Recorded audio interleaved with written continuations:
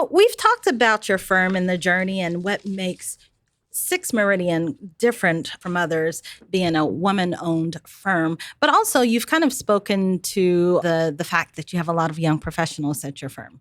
So can you talk a little bit about that and what the mix looks like for you? Yeah, it's a partially woman-owned firm, and I need to get a shout-out to all our partners. But so inside our firm, our industry is, as you mentioned earlier, very male-dominated, but it's also filled with people probably over the age of 50.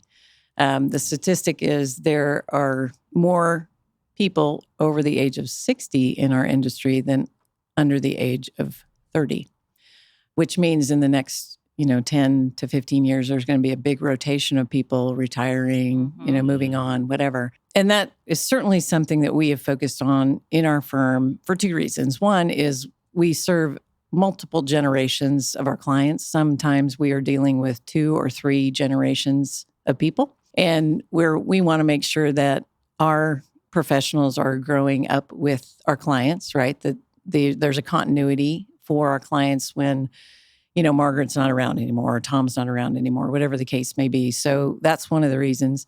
And secondly is really to give those young professionals an opportunity to learn this business, right? As I mentioned earlier, it's sometimes there are barriers to entry for young people. There are unreasonable pressures put on them.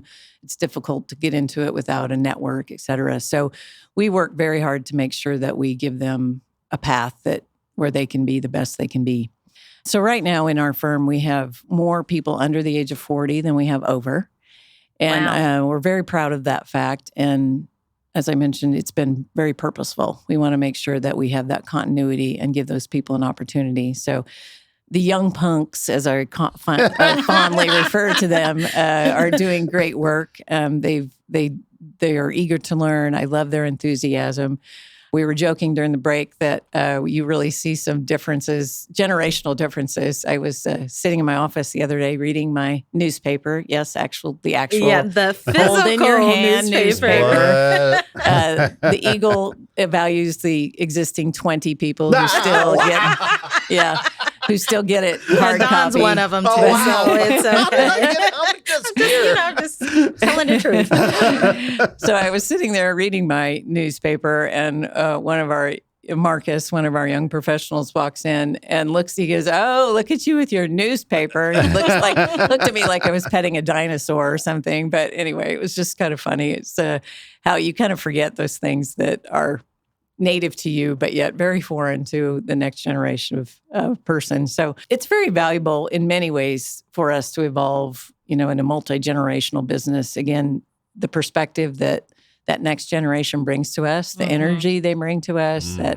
fresh vision they bring to us. So that combined with the kind of founding partners and founding members experience is really such a great dynamic to see them learn from each other and teach each other. It's very valuable.